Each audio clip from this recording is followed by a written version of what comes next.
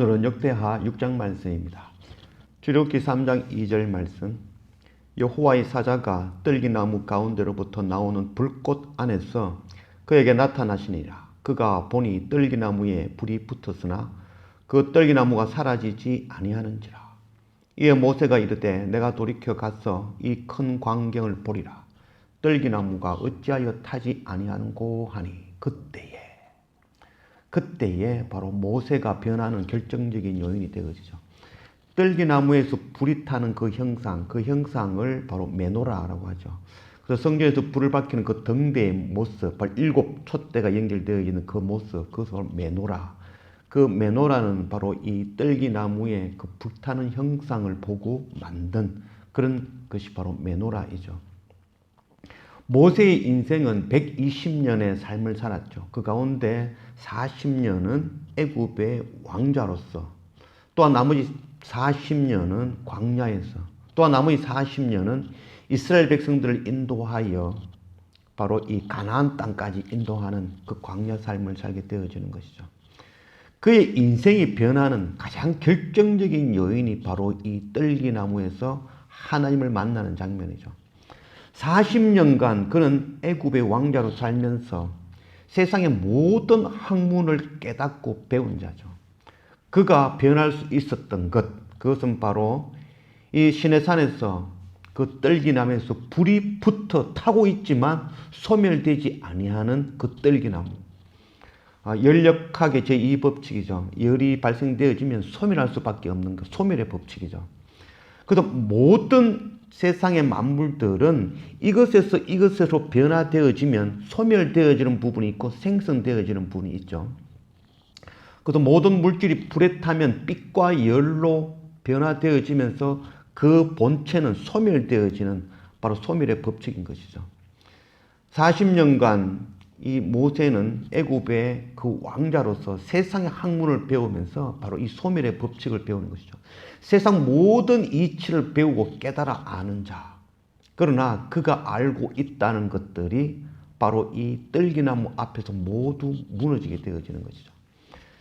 우리에게 이런 은혜가 있기를 원합니다. 세상에서 배운 학문, 세상에서 옳다고 하는 그것들이 바로 이 떨기나무 아래에서 하나님을 만남을 통하여, 말씀을 통하여, 예배를 통하여 내가 옳다라고 생각하는 것, 내가 배운 것, 그것이 모두 무너져 내리고 하나님만이, 진리의 말씀만이 생명의 말씀이라는 것 깨닫고 그것 붙들고 우리의 인생을 돌이키는 그런 은혜가 우리 가운데 넘치기를 원합니다. 오늘 역대하 6장 1절 말씀.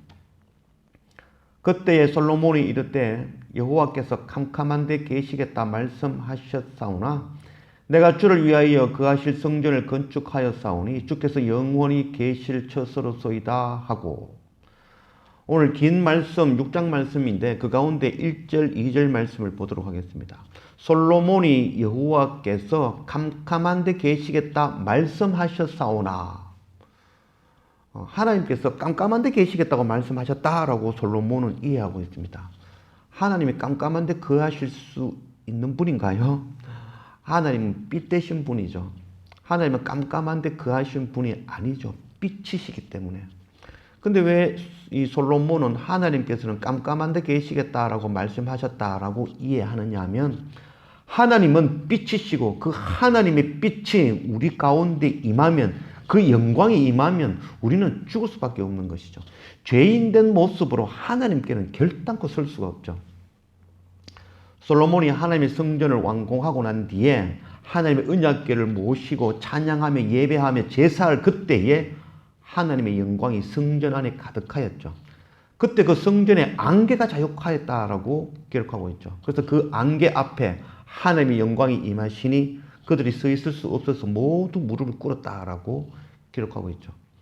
성전에 하나님이 임하시고 안개가 자욱한 이유는 하나님이 임하시는 것을 죄인의 사람이 보게 되어지면 그 자리에서 죽을 수밖에 없는 것이죠. 그래서 하나님의 영광을 사람을 살리기 위하여 그 수단이 바로 안개이며 빽빽한 구름이며 어둠인 것이죠. 레위기 16장 2절 말씀. 여호와께서 모세에게 이르시되 네 형 아론에게 이르라. 성서의 휘장 안 법궤 위 속죄소 앞에 아무 때나 들어오지 말라. 그리하여 죽지 않도록 하라. 이는 내가 구름 가운데에서 속죄소 위에 나타남이니라.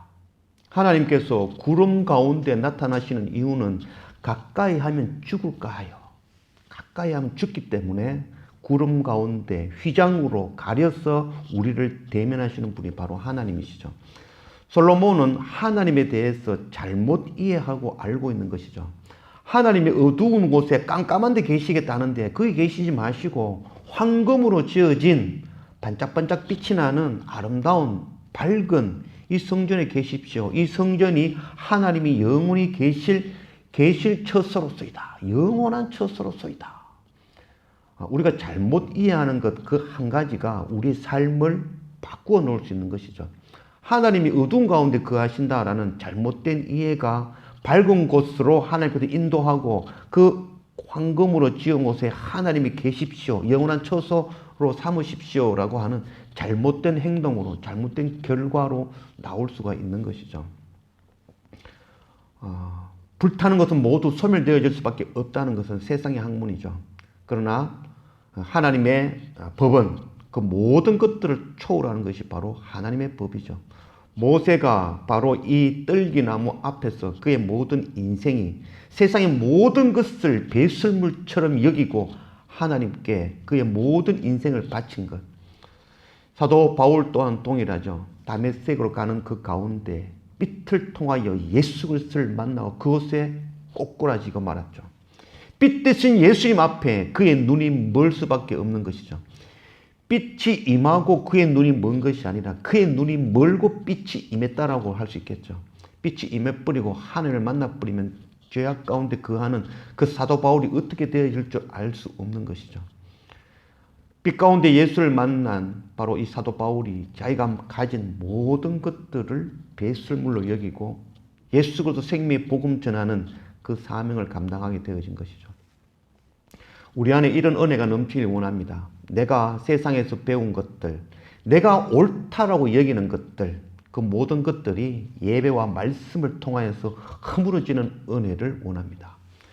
그래서 내가 가진 모든 것들 배설물로 여기고 정말 우리의 모든 것 하나님께서 주신 것을 알고 이 모든 것 들여 이 생명의 복음 전하는 나를 빛으로 인도하신 이 놀라운 생명의 복음을 전하는 그 사명 감당하기를 원합니다.